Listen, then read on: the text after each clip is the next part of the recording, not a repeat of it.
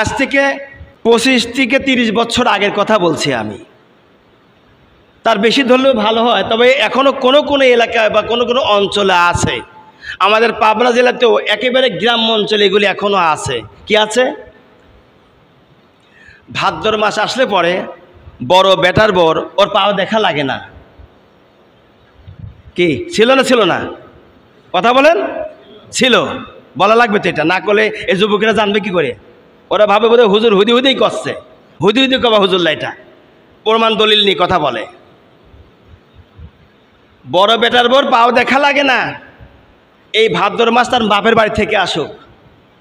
তারপরে যখন ছেলে বিয়ে দিত অন্য সময়ে, ওই বড় বেটার বউর জন্য নিজের শাড়ি, বেটার বউ হেঁটে আসবে কোন রাস্তা দিয়ে?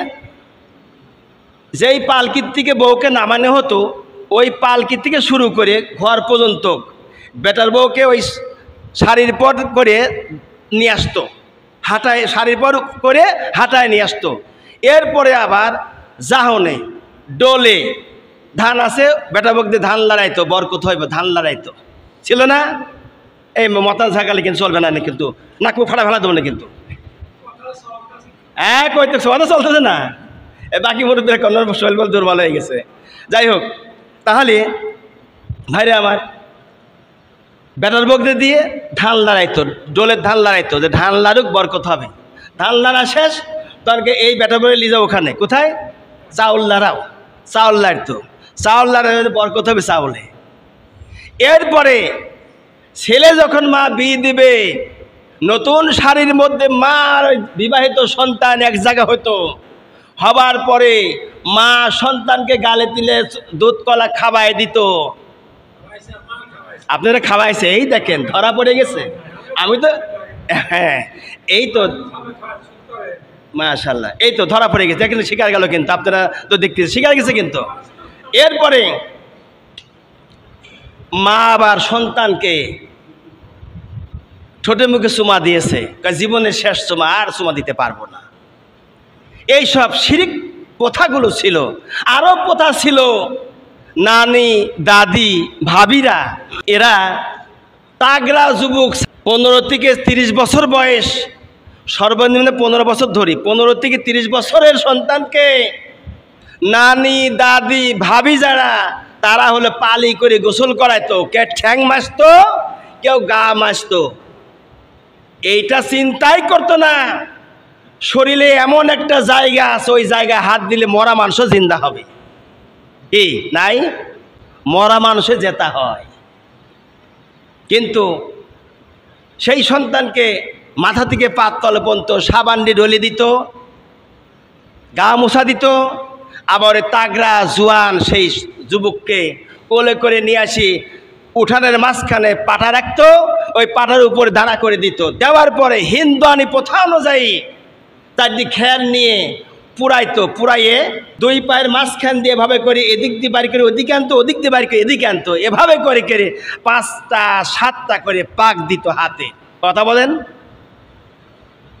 যুবকেরা, শোনো, মিথ্যা কথা বলছে না, মুরব্বীদের কাছে শোনো, যারা দেখেছে তাদের কাছে শোনো, আর বানোয়াটি কথা বলছি না। এরপরে ওই যুবককে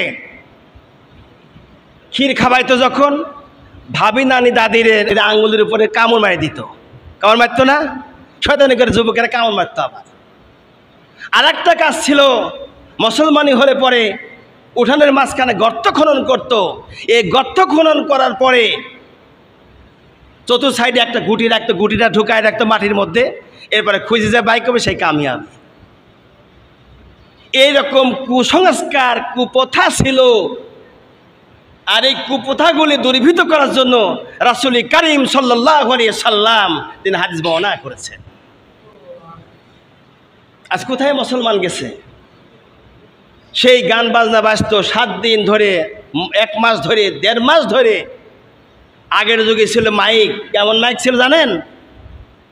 ওই যে পিঠা আছে না, পিঠা বানাই দেয় না, মাঝে মধ্যে পিঠা খাওয়ার সময় গানের কথা মনে হয়। কেন মনে হয়? কলের রেকর্ডের গান, ওইটা গোল গোল রেকর্ডের গান হয়তো, ডেকসেটে যেটা বাজায় ওই রকম গোল গোল কলের গান বাজতো। আমার দাদা লাঠি যায় পিঠাইতে ওরে ধরে, ওই গান বাজানি জেনে সেখানে নসব অনেক গেছে আমার দাদা। তো ওই কলের গান বাজাইতো, বাজানোর কারণে 15 দিন, 1 মাস, 1.5 মাস ধরে সব গান বাজাইতো। এই যে কুসংস্কার, কুপ্রথা, শিরিক, এগুলিকে প্রতিহত করার জন্য রাসূল কারীম সাল্লাল্লাহু আলাইহি সাল্লাম পৃথিবীতে এসে মানুষকে সঠিক রাস্তা, দ্বীনের রাস্তা, কোরআনের রাস্তা আল্লাহ রসুল দেখা দিয়েছেন। আজকে আমরা সেই শিরিক, কুপ্রথাকে উৎখাত এখনো অনেক মানুষেরাই করেনি। আমি দেখেছি আমার চোখে, নাটোর জেলার এক হাজি মহিলা, বেটা হাজি, মাও হাজি, হাজিনীর ঘরের মধ্যে পুতুল রেখে দিয়ে এই পুতুলকে মাঝে মধ্যে পূজা করে। তাও নওয়াজুবিল্লাহ কবেন না, বাড়ি যায় কেন নওয়াজুবিল্লাহ, নওয়াজুবিল্লাহ বাড়ি যায় কেন, এনে কর দরকার নেই। হাজি মানুষ পুতুল ঘরে রেখে দিয়েছে তার ঘরের মধ্যে বরকতের জন্য। এই কয়দিন আগের কথা বলছি, বেশি দিন না, কিন্তু এই কয়দিন আগের কথা বলছি, 2010 সালের পরে কথা বলছি। আহারে, অনেক অনেক অনেক ত্যাগ তিতিক্ষার মাধ্যম দিয়ে এগুলোকে আমি প্রতিহত করেছি। যুবকদের আমি একটা যুবক সংগঠন তৈরি করেছিলাম, সেখানে সেই যুবকদের সহকারে আমি গিয়ে এগুলো অনেক রাতে রাতে ঘুরে ঘুরে প্রতিহত করেছি।